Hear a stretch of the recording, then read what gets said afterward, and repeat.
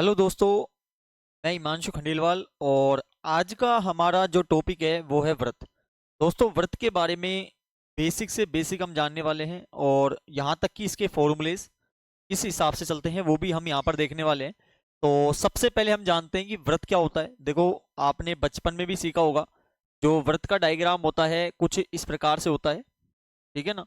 और व्रत में एक केंद्र होता है जिस केंद्र से हम उसको व्रत बनाते हैं। जैसे आपने बनाया होगा, जैसे हम प्रकार और पेंसिल की सहायता से जब बनाते हैं तो वहां पर क्या करते हैं, हम पेंसिल और प्रकार यानी प्रकार की निब को रखते हैं और इस प्रकार से हम सर्कल को बनाते हैं, व्रत को बनाते हैं। तो यही हमारा कहलाता है व्रत, ठीक है ना। यानी इंग्लिश में हम इसको बोलते हैं सर्कल। ये तो सिंपल सा सबको पता है। हम जो अगले पॉइंट है यहाँ पर देखा जाता है कि व्रत की त्रिज्या क्या होती है, यानी रेडियस ऑफ सर्कल सबसे मेन पॉइंट है। और यदि हम बात करें कि जितने भी व्रत के सूत्र होते हैं, फॉर्मूलेज होते हैं, उनमें सबों में त्रिज्या की एक वैल्यू होती है और वो त्रिज्या की वैल्यू जो लिखी होती है वो हमको रखनी होती है, तभी हमारे पास उसका आंसर आता है। अब जब तक आपको ये चीजें नहीं पता तो आप सीधी सी बात है, आप क्वेश्चन को गलत करते ही करते हैं। तो यहाँ पर हमें क्या करना होगा, यहाँ पर पहले हम समझते हैं क्या लिखा हुआ है। यहाँ पर लिखा हुआ है, व्रत पर स्थित किसी बिंदु की व्रत के केंद्र से दूरी व्रत की त्रिज्या कहलाती है। या डेफिनेशन मैंने लिख रखी है, क्या कहा गया है। देखो, सबसे पहले मैं एक व्रत बनाता हूं, तब आपको अच्छे समझ आएगा। ये हमने एक व्रत बनाया, ये एक व्रत बना। अब यहाँ पर क्या कहा गया है कि व्रत पर स्थित किसी बिंदु की व्रत के केंद्र से दूरी। अब देखो, ये व्रत का कोई सा भी बिंदु हो सकता है, ये व्रत है पूरा, इसमें कहीं से भी क्या कर सकते हैं, आप कोई बिंदु ले सकते हैं और इस बिंदु से केंद्र से दूरी। अब केंद्र क्या है, देखो, केंद्र की यदि हम बात करें तो आपको पता है बिल्कुल सेंटर में जो पॉइंट होगा वो यहाँ पर क्या कहलाएगा, वो यहाँ पर कहलाएगा केंद्र। क्या कहलाएगा, केंद्र कहलाएगा। यहाँ पर ये केंद्र कहलाएगा। अब हमें क्या करना है, वृत्त के पर स्थित किसी बिंदु से। अब वृत्त पर कोई स्थित हमने ये बिंदु ले लिया और यहां से जब हम इस रेखा को इससे मिलाएंगे ना, जैसे हम समझते हैं यहाँ पर कि हमें क्या करना पड़ेगा, कोई बिंदु से हमें मिलाना पड़ेगा, तो हम इससे यहाँ पर इसको मिला देंगे। तो ये जो दूरी है ना, ये वाली जो दूरी है, यही कहलाती है हमारे वृत्त की त्रिज्या।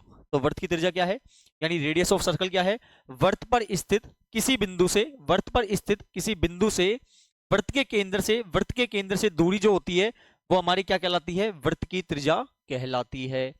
दोस्तों, ऐसा नहीं है यही वृत्त की त्रिज्या हो सकती है, आप इसे कहीं से भी इस प्रकार ले सकते हैं। जैसे यदि हम बात करें, ये भी आपकी होगी वृत्त की त्रिज्या कहलाएगी, ये भी वृत्त की त्रिज्या कहलाएगी। मतलब केंद्र से होकर और वृत्त के किसी बिंदु पर जो रेखा टच करती है ना, वही आपकी वृत्त की त्रिज्या कहलाती है, यानी रेडियस ऑफ सर्कल कहलाता है। ध्यान से समझिएगा, रेडियस ऑफ सर्कल यानी वृत्त की त्रिज्या को हम स्मॉल आर से रिप्रेजेंट करते हैं। किससे रिप्रेजेंट करते हैं, स्मॉल आर से उसको रिप्रेजेंट किया जाता है। यदि आपको स्मॉल आर दिखाई दे रहा है और यदि आपको लगाना है कि भैया वृत्त की त्रिज्या हम शॉर्टकट में लिखेंगे, तो हम उसको कैसे लिखेंगे, स्मॉल आर से लिखेंगे, यानी कि इस प्रकार से हम इसको लिखेंगे। तो वृत्त की त्रिज्या क्या है आपको समझ आ गया होगा। अगले पॉइंट पर बढ़ते हैं। अगला पॉइंट आपका है, देखो दोस्तों, वृत्त का व्यास यानी डायमीटर ऑफ सर्कल। अब वृत्त का व्यास क्या होता है, देखो, जब वृत्त की त्रिज्या आपको समझ आई है तो सेम इसी प्रकार कुछ है। तो सबसे पहले हम एक वृत्त बनाते हैं, ये हमने एक वृत्त बनाया। अब दोस्तों, यहां पर आप ध्यान से समझिएगा, यहां पर क्या लिखा हुआ है कि वह रेखाखंड जो केंद्र के वृत्त के केंद्र से होकर गुजरता है, यानी वह रेखाखंड यानी वह रेखा या वह लाइन जो वृत्त के केंद्र से होकर, अब देखो पहले हम बनाते हैं वृत्त का केंद्र, ये हमने बनाया वृत्त का केंद्र है कोई, ठीक है ना। तो वृत्त के केंद्र से होकर गुजरता है जिसके दोनों सिरे वृत्त पर स्थित होते हैं। मतलब जब कोई रेखाखंड, कोई लाइन वृत्त के केंद्र से होकर गुजरे और उनके जो दोनों सिरे हैं ना, वो वृत्त के क्या होने चाहिए, वो वृत्त पर ही स्थित होनी चाहिए। जैसे हमने यहाँ पर एक रेखा बनाई, हमने यहाँ पर एक रेखा बनाई, देखो ये देखो आप, ये वाली रेखा। तो दोस्तों यहाँ पर आप ध्यान दीजिए, यहाँ पर आपके देखो एक बिंदु यहाँ पर बना, इसका एक बिंदु यहाँ पर बना, जो किसके थ्रू गया, ये सेंटर के थ्रू गया, यानी केंद्र से होकर गया। तो यही हमने यहाँ पर बोला है कि वह रेखाखंड यानी वह रेखा जो वृत्त के केंद्र से होकर, वृत्त के केंद्र से होकर, यहाँ पर आपको ध्यान दे रहे हो आप, ये वृत्त का केंद्र है, तो यहां से होकर गुजरता है, जो जिसके दोनों सिरे क्या होते हैं, वृत्त पर स्थित होते हैं। देखो दोनों सिरे हैं, एक सिरा ये रहा ए और एक सिरा ये रहा बी, दोनों सिरे जो है ना वो वृत्त पर ही स्थित है। ऐसा जो रेखा होती है, ऐसा रेखा हमारी क्या कहलाती है, व्यास कहलाती है, यानी डायमीटर ऑफ सर्कल कहलाता है। ठीक है ना बेटा, डायमीटर ऑफ सर्कल को हम जो रिप्रेजेंट करते हैं वो स्मॉल डी से रिप्रेजेंट कर देते हैं। ठीक है ना, यानी कि व्यास जो हम रिप्रेजेंट करेंगे, व्यास को जब हम लिखेंगे तो स्मॉल डी से हम उसको शो करते हैं। ठीक है ना, और कुछ इसके बारे में जानते हैं हम। देखो, जो आपके व्यास होता है ना, वो त्रिज्या का दुगना होता है, यानी रेडियस का क्या होता है बेटा, 2 टाइम होता है। क्या होता है, 2 टाइम होता है। जब आप प्रश्न करेंगे, आपको हो सकता है जब आप एक वृत्त बना होगा उसमें आपको व्यास लिखा होगा, जैसे कि व्यास लिखा होगा 12 सेंटीमीटर। ठीक है ना, तो आपको वहां पर दोस्तों त्रिज्या ज्ञात करनी होती है। यानी त्रिज्या कैसे निकलेगी, हमने क्या लिखा है कि जो व्यास होता है, जो डायमीटर होता है, वो दुगना होता है त्रिज्या का, त्रिज्या का दुगना होता है। तो जो त्रिज्या होगी वो व्यास की क्या हो जाएगी, आधी हो जाएगी। व्यास की क्या हो जाएगी, आधी। यानी जो आपको डायमीटर यानी जो व्यास दिया हुआ है उसका यदि आप आधा कर दोगे तो आपके पास त्रिज्या आ जाएगी। तो या तो हम ऐसे बोल सकते हैं कि व्यास होता है जो हमारे त्रिज्या का दुगना होता है, या आप बोल दो जो त्रिज्या होती है वो व्यास की क्या होती है, आधी होती है। दोनों का मतलब एक ही है, तो हम इस प्रकार से इसको भी समझ सकते हैं। तो आपको उम्मीद करता हूं यहाँ पर वृत्त की त्रिज्या और वृत्त का व्यास आसानी से समझ बैठ चुका है। जब ये पॉइंट धीरे धीरे क्लियर होते जाएंगे, आप आगे जब बढ़ेंगे तो वो भी आसान आपका होता जाएगा। नेक्स्ट पॉइंट है वृत्त की परिधि, यानी सरकमफ्रेंस ऑफ सर्कल। वृत्त की परिधि क्या होती है दोस्तों, बहुत आसान है। यहाँ पर एक वृत्त हम बनाते हैं पहले। ये हमने एक वृत्त बनाया। देखो, वृत्त की परिधि क्या होती है, जब कोई सर्कल होता है, कोई वृत्त होता है, और उसके चारों तरफ की जो पूरी लाइन होती है ना, गोलाकार, वही हमारी वृत्त की परिधि कहलाती है। क्या कहलाती है, वृत्त की परिधि कहलाती है। तो जो आपको यहाँ पर लाइन दिखाई दे रही होगी, ये वाली जो लाइन है, ये पूरी लाइन जो है ना, ये वाली, ये जो है आपकी लाइन, ये क्या कहलाएगी दोस्तों, ये कहलाएगी आपकी वृत्त की परिधि। क्या कहलाएगी, वृत्त की परिधि, यानी सरकमफ्रेंस ऑफ सर्कल। कई बार आपसे क्वेश्चन पूछा जाता है, कई बार क्वेश्चन भी आता है कि वृत्त की परिधि का सूत्र क्या होता है, वृत्त की परिधि का सूत्र क्या होता है। ठीक है ना, तो उसका सूत्र होगा हमारे 2πr। क्या होगा दोस्तों, 2πr। वृत्त की परिधि का सूत्र क्या होगा, 2πr। अब देखो, पाई का वैल्यू जो हम रखते हैं वो हम रखते हैं या तो 22/7, या फिर हम रखते हैं 3.14। क्या रखते हैं, 3.14। या तो पाई का मान रखा जाएगा 22/7 या रखा जाएगा 3.14। यदि क्वेश्चन में 3.14 दे तो ठीक है, यदि जब आपसे सोल्व करवा रहा है और ना दे तो आपको हमेशा 22/7 ही रखना है। ठीक है ना, तो इस प्रकार हम पाई का मान रखते हैं। वृत्त की परिधि का सूत्र क्या होता है, दोबारा रिप्रेजेंट करेंगे अपन। यहाँ होता है 2πr, यानी 2πr जो होता है वो वृत्त की परिधि का सूत्र होता है। ठीक है ना, अब देखो एक चीज और जान लेते हैं यहाँ पर, अर्धवर्त होता है। अर्धवर्त क्या होता है, अर्धवर्त का मतलब होता है आधा वृत्त, या इंग्लिश में उसे हम बोलते हैं यहाँ पर सेमी सर्कल। अब वो सेमी सर्कल क्या होता है, देखो जब आप वृत्त बनाते हो और उस वृत्त का जो आधा पार्ट होता है ना, जो आधा पार्ट होता है वही हमारा कहलाता है अर्धवर्त, यानी कि सेमी सर्कल। ठीक है, और जब इसकी परिधि आप निकालोगे, यानी कि यहाँ पर लिखा आएगा आपके पास अर्धवर्त की परिधि, अर्धवर्त की परिधि, यानी सरकमफ्रेंस ऑफ सेमी सर्कल। तो उसका सूत्र होगा, देखो पूरे वर्त का हो गया 2πr, तो आधे का कैसे निकालोगे, पूरे का होता है 2πr, आधे का निकालना है मतलब 2 का भाग दे दो, तो कितना आ गया इसका, πr सूत्र हो जाएगा। तो पॉइंट धीरे धीरे क्लियर हो रहे होंगे आपके। वृत्त की परिधि क्या होती है, 2πr होती है, और अर्धवर्त की परिधि क्या होती है, πr होती है। तो इस प्रकार आपको ये प्रश्न करने होंगे। ठीक है ना, अगले पॉइंट पर बढ़ते हैं। तो हमारा जो अगला पॉइंट है यहाँ पर, जीवा। जीवा का मतलब होती है कोड। अभी कोड क्या होता है, देखो यदि हम कोड की बात करें तो दोस्तों, जो आपके कोई सर्कल है, कोई आपकी सर्कल है, और इस सर्कल में हमने एक केंद्र बिंदु लिया, ये केंद्र बिंदु लिया, तो जो दोस्तों कोड होती है, जो जीवा होती है ना, वो इस प्रकार से खींची जाती है। तो ये जो लाइनिंग आपको दिखाई दे रही है, यही आपके क्या कहलाएगी, कोड कहलाएगी, यानी जीवा कहलाएगी। ठीक है ना, तो जीवा क्या है, जब आपने एक वृत्त बनाया और इस वृत्त में ये वाला जो भाग ये बनाया आपने, ये जो लाइन दिख रही है आपको, ठीक है ना, वही क्या कहलाती है, आपके जीवा कहलाती है। ठीक है ना, अब आपसे कई बार क्वेश्चन पूछा जाता है कि वृत्त की सबसे बड़ी जीवा क्या होती है। ठीक है ना, तो आपसे जब पूछा जाए तो आपका आंसर होगा भैया व्यास होती है। क्या होती है, व्यास होती है। इंग्लिश में यदि हम बोलें तो उसे हम बोलते हैं डायमीटर। ठीक है ना, आपसे पूछा जाए कि आपके वृत्त की सबसे बड़ी जो जीवा होती है वो क्या होती है, तो तो आप बोलेंगे सर जी वो क्या होती है, व्यास होती है, यानी डायमीटर होती है। ठीक है ना। अगले पॉइंट पर बढ़ते हैं। अगला पॉइंट हमारा क्या है, चाप। चाप का मतलब होता है आर्क। अब ये आर्क क्या है, देखो आर्क जो होता है ना, जैसे हमने एक सर्कल पहले हम बनाते हैं, ये हमने एक सर्कल बनाया और इस सर्कल में दोस्तों आप समझिएगा आर्क क्या है, यानी कि चाप क्या है। जैसे हमने यहाँ पर सर्कल को यहाँ से लेकर और यहाँ तक जो ये भाग निकाला, ये वाला जो भाग है, ये आपका कहलाता है दोस्तों आर्क। आर्क का मतलब होता है चाप। क्या होता है, चाप होता है। ठीक है ना। अब जब चाप होता है तो देखो इसका सूत्र बता देते हैं। तो यहाँ पर कई बार क्वेश्चन आता है चाप की लंबाई का सूत्र क्या होता है। क्या आता है कि चाप की लंबाई का सूत्र क्या होता है, वो भी हमें जानना जरूरी है। तो हम लिखेंगे चाप की लंबाई। चाप की लंबाई, ये जो आपने चाप निकाला है इसकी लंबाई का जो सूत्र होगा वो होता है पाई आर थीटा बटे 180 डिग्री। अब देखो ये थीटा क्या है, देखो पाई का मतलब आपको समझ बैठ गया, आपको आर का मतलब भी समझ बैठ गया। ठीक है ना। ये जो थीटा होता है जब आप प्रश्न करेंगे, ये आपके 10th क्लास में आता है दोस्तों क्वेश्चन। ठीक है। और इसको भी हम करके देखेंगे कि चाप की लंबाई क्या है।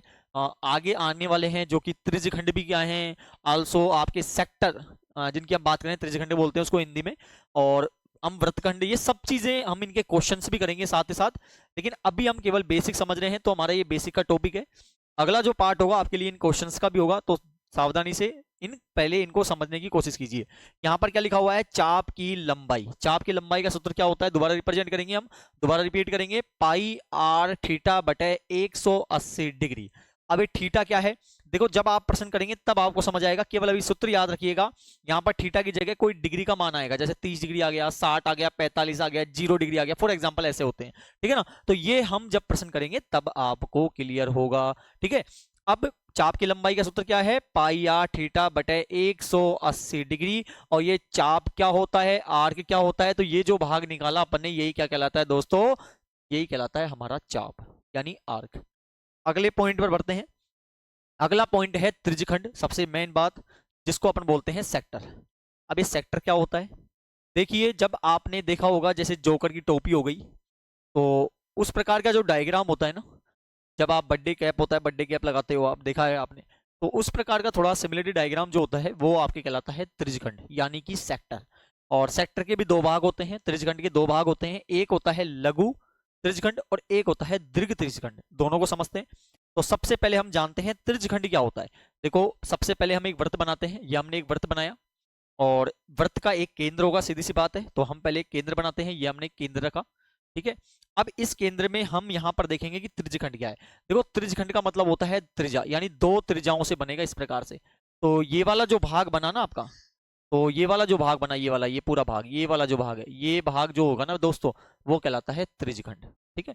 ये पूरा भाग यहाँ से इस प्रकार का ये जो पूरा भाग है ये कहलाता है आपका क्या, त्रिज्यखंड।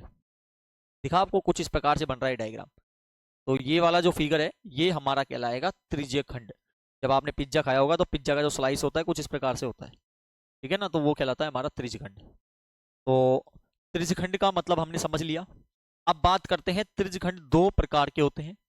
एक होगा आपका लघु त्रिज्यखंड, एक कौन सा होगा, एक तो होगा हमारा लघु त्रिज्यखंड, लघु त्रिज्यखंड, और एक होगा हमारा दीर्घ त्रिज्यखंड। यदि इंग्लिश में बात करें तो इसे हम बोलते हैं माइनर और इसे हम बोलते हैं मेजर। दो प्रकार के त्रिज्यखंड होते हैं हमारे। ठीक है ना। लघु क्या है, तो जो आपने ये वाला जो भाग निकाला, ये वाला जो भाग था, ये वाला जो भाग है ये कहलाता है दोस्तों आपके लघु त्रिज्यखंड। सूत्र भी पढ़ेंगे हम, और साथ ही साथ अब बात की जाती है दीर्घ त्रिज्यखंड क्या है। तो जो आपको ये वाला भाग दिखाई दे रहा है ये पूरा, इसके बाद जो बच गया वो वाला जो भाग कहलाएगा, ये पूरा कहलाएगा हमारा दीर्घ त्रिज्यखंड यानी कि मेजर सेक्टर। ठीक है। अब बात करते हैं कि इनके सूत्र क्या होते हैं। देखो सूत्र की बात करते हैं हम यहाँ पे, तो हम पहले पढ़ेंगे लघु लघु त्रिज्यखंड का क्षेत्रफल, लघु त्रिज्यखंड का क्षेत्रफल। देखो तो इसका सूत्र जो होगा आपके लघु त्रिज्यखंड का क्षेत्रफल, इसका सूत्र होता है आपके पाई आर स्क्वायर थीटा बटे 360 डिग्री। क्या होता है, पाई आर स्क्वायर थीटा बटे 360 डिग्री। ये होता है आपके लघु त्रिज्यखंड का क्षेत्रफल। ठीक है।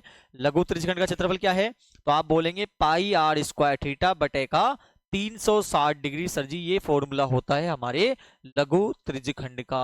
वही थीटा का मान कुछ भी आ सकता है, 0 हो गया, 40 हो गया, फॉर एग्जांपल 0 तो आता नहीं है, 40, 30, 50 जो भी आपको दे रखा है उससे हम प्रश्न इनको करेंगे जब समझ आएगा आपको, ठीक है ना।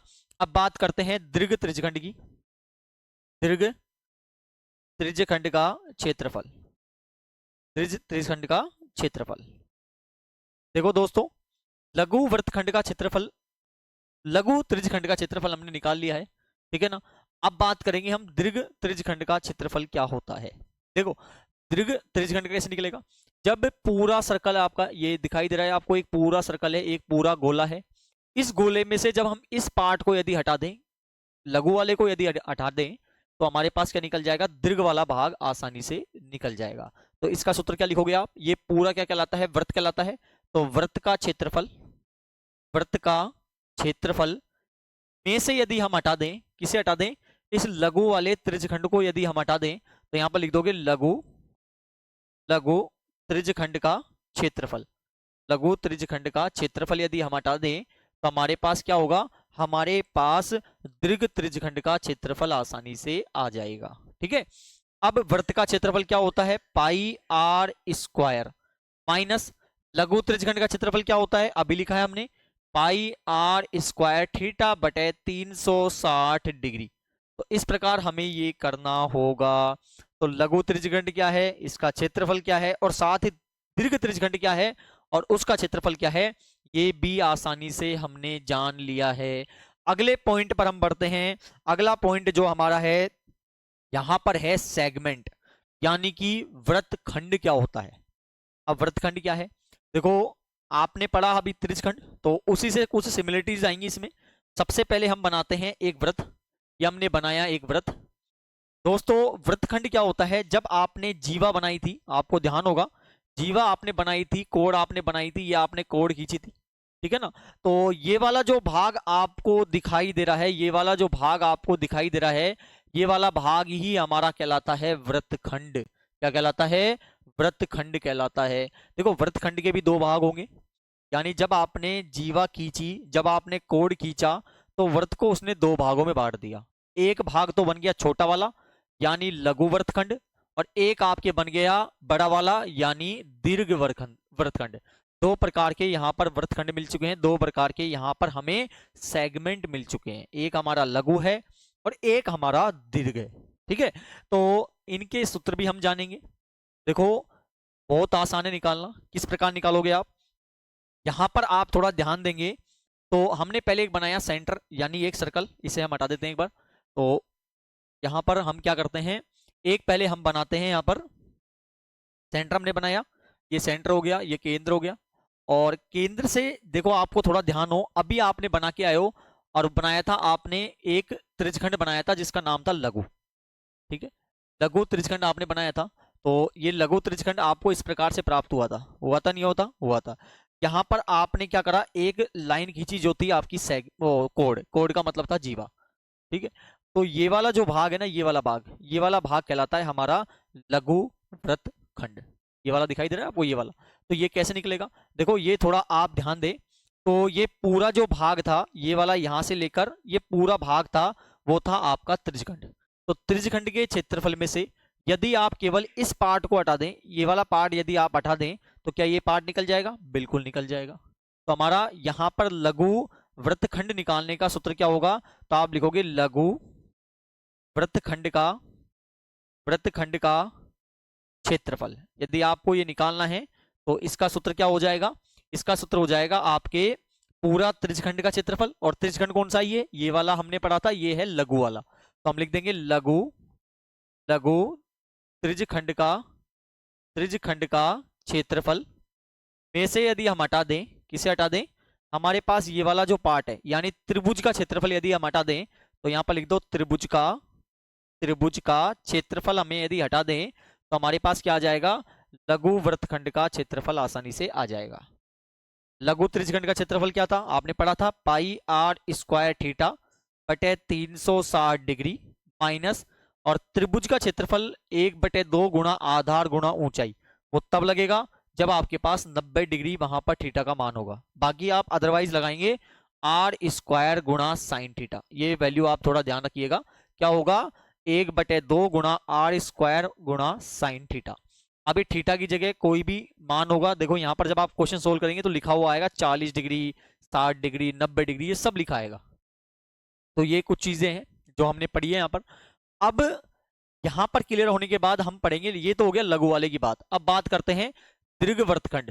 दीर्घ वृत्तखंड का क्षेत्रफल, दीर्घ वृत्तखंड का क्षेत्रफल। अब दोस्तों ये किस प्रकार से निकलेगा, देखो आपने निकाल लिया लघु।